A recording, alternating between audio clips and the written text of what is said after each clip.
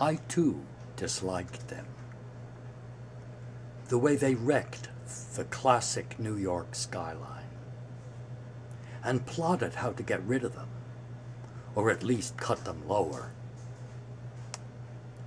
Merely an irritation before, now after their fall they've grown monstrous, looming over our lives.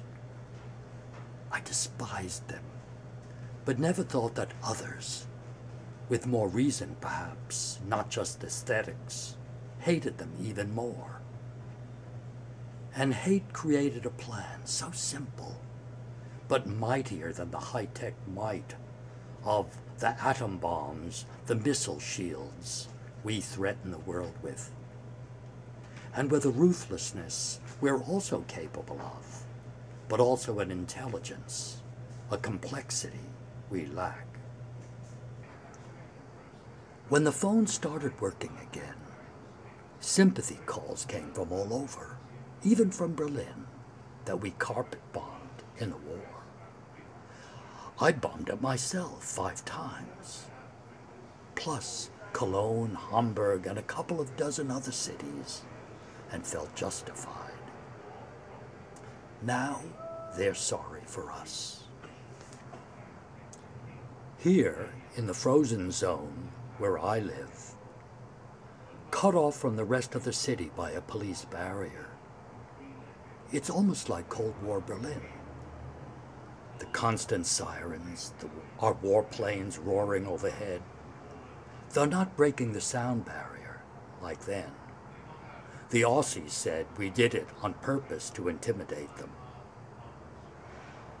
In Berlin, if I was twisted in a yoga posture, the crack of a plane breaking the sound barrier made me jump and nearly broke my back.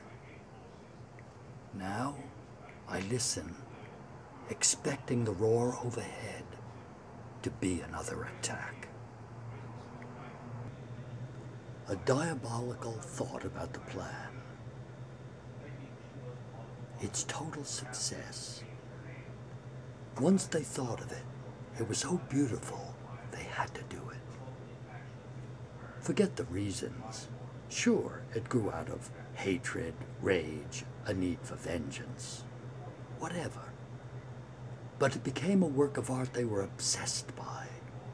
It had to be achieved. Once thought of, it was so beautiful, they had to do it. Then all their reasons fell away. When you think of something so perfect, you've got to do it. Suddenly, I have tears in my eyes. But who would understand in this terrible time? I never would have believed they were so fragile. I never could have imagined the fragility of these buildings that stood in their solid ugliness for years. And who would ever have expected them to go down like that, like a shot, dissolve before our eyes, when all our fantasies of disaster pictured them leaning awry? Our innocence is finally gone. This has shattered it. And now we are aware of the fragility of everything we depend on.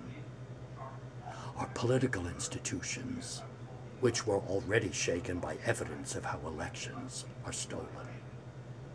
And our traditions of freedom limited under the guise of protecting us. The fragility of our economy that depends on control of the world's oil and can collapse if we don't shore up governments, good or bad, and destroy others, whether good or bad. Fragility, facing life without electricity, no heat, no hot water, those long, delicious showers. No light, no cooking stove, no record player, and worst of all, no computer. Maybe we never deserved to have so much in the first place. It isn't the first time towers have collapsed. Remember the Tower of Babel, the Colossus of Rhodes, and the cathedral builders whose attempts crashed down for centuries, according to my art history prof in college, until they discovered the flying buttress to shore them up. The Leaning Tower of Pisa, he said, represented success of a sort. Perhaps we could look at the latest flop in a historical context and say, better luck next time. I don't call these terrorists. They're religious fanatics. And we have plenty of these ourselves. Storing up guns, bombing abortion clinics, and sending bombs and anthrax threats in the mail. We bomb countries to smithereens and aren't called terrorists. Now it's terrorists we're after. But the hunt will widen, fed by what frightens the witch hunters in their dreams, to the old category of subversives, those who don't salute the flag fast enough and think for themselves, who object to punishing the innocent to disguise our failure to catch the guilty. It's opened a new era. Our bunch has free rein, and they're even more dangerous. It really happened, I keep saying, and see the jetliner gleaming white in the morning sun hit the tower. How to digest it? I'm a mile north of Ground Zero, with a direct view of the smoking gap, the wound in the heart of the financial district skyline. I can't stop looking south along the river. And I keep walking down there, grit under my feet. It is awesome. Smoke billowing out of the rubble like the fumes of hell. Long arcing sprays of water over it. Blackened hulks of buildings around a graveyard. Thousands are dead in that pile of rubble. Their pulverized bones in the grit under my shoe soles. The whole financial district feels like a dying neighborhood. It will be a long time before anyone will want to work there again.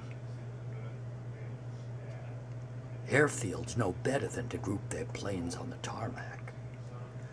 While the politicos are mouthing upbeat messages about recovery of the financial district, the corporations are quietly dispersing.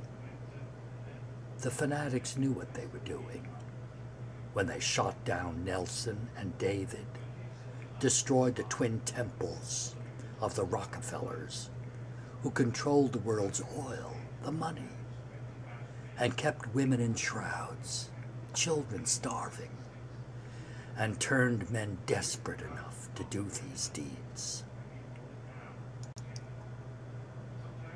Christians, at least, should understand them, martyring themselves for their religion, for what they see as justice. Didn't the Christians in ancient Rome offer themselves to the lions? And Christian martyrs through the ages are celebrated as holy ones, even if they didn't kill thousands with them on their trip to paradise. Though Christians have themselves tortured and slaughtered millions of infidels without a qualm.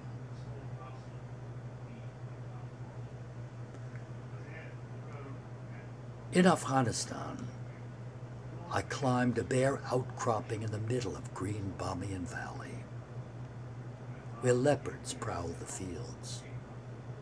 guarded by giant Buddhas carved into the valley's stone walls. They were spared by the invading armies of Genghis Khan, but in our own era were dynamited by religious fanatics. 800 years ago, that hill I stood on was a bustling town, a proud town in this rich valley, until it was demolished by Genghis Khan in his sweep across Asia. All its inhabitants were killed for resisting his army. Nobody has ever excavated it, even for the treasures within. It's still a place of horror, a forbidden place. Only goats graze there. 800 years ago, but they will never forget. They leave it to the winds and grasses and lizards. Also appropriate now. Just leave it. I don't even want to think of those inside the planes as they headed toward the towers. I don't want to see the planes crashing into them, the fuel exploding. I don't want to think anymore of those trapped on the high floors, waving from the windows. I don't want to see the people jumping, hand in hand. I don't want to think of the firemen running up the stairs to save them. Not knowing, nobody knowing, the buildings were going to fall. First one tower collapsing in dust, then the other. I don't want any of this to happen, but it plays over again and again in my mind.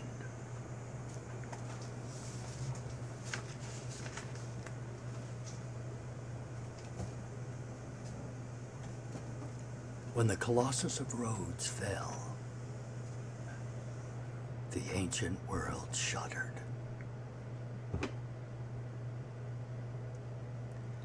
The gods had spoken. Then the gods were dead. They fell, and mankind had to live with it, with the fragments that were left, with the heaps of rubble we pray over.